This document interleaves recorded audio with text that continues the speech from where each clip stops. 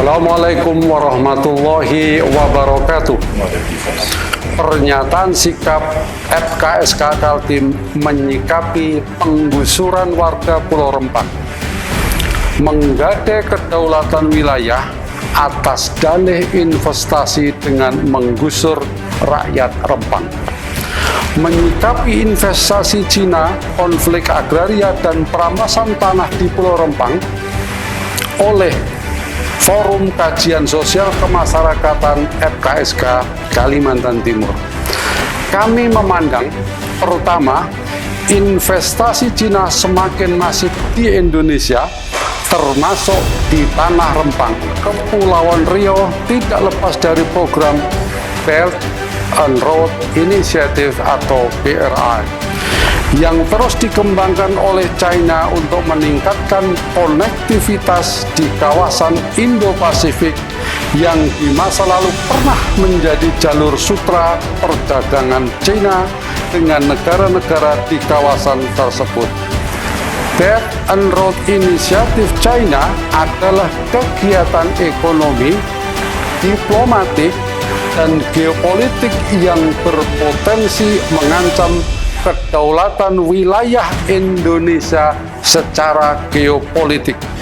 Tanah Pulau Rempang yang rencananya akan dikuasai hampir separuh dari luas Pulau Rempang, yakni sekitar 16.500 hektar untuk kepentingan Rempang Eco City.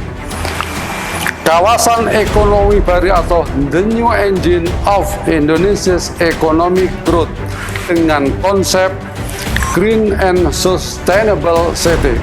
Ini menunjukkan pembangunan yang sangat luas di Pulau Rempang bukan murni investasi industri, tetapi juga pembangunan infrastruktur yang berpotensi menimbulkan debt trap atau jebakan utang politik luar negeri. Kedua, konflik agraria sepanjang 2022 menyebabkan peningkatan drastis dari sisi luasan wilayah terdampak. Luas konflik agraria tahun 2022 yang terjadi di 38 provinsi mencapai lebih dari 1 juta hektar dan berdampak terhadap lebih dari 346.000 keluarga. Sementara konflik agraria pada tahun 2021 mencakup luas lebih dari 500.000 hektar. Selain itu, Konsorsium Pembaruan Agraria atau KPA juga mencatat sepanjang tahun 2022 telah terjadi 497 kasus kriminalisasi yang dialami pejuang hak atas tanah di berbagai penjuru tanah air.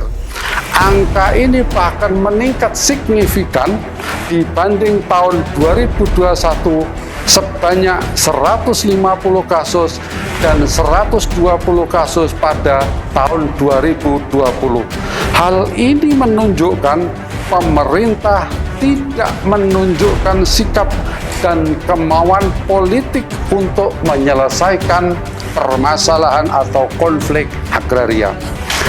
Ketiga, konflik agraria bisa diselesaikan apabila pemerintah memiliki kemauan politik yang kuat dalam menjalankan amanat konstitusi 1945 sebagaimana tercantum dalam pasal 18B ayat 2, yakni negara mengakui dan menghormati kesatuan-kesatuan masyarakat hukum adat serta hak-hak tradisionalnya sepanjang masih hidup dan sesuai dengan perkembangan masyarakat dan prinsip negara kesatuan Republik Indonesia yang diatur undang-undang.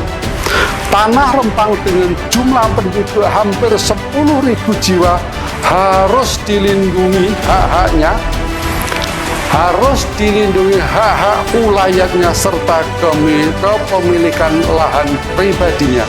Rakyat harus dilindungi dari kepentingan asing, korporasi asing yang merugikan rakyat dan wilayahnya. Maka dari itu, FKSK Kaltim dengan ini menyatakan sikap. 1. Menolak rencana penggusuran rakyat Rempang untuk kepentingan oligarki atas nama investasi asing.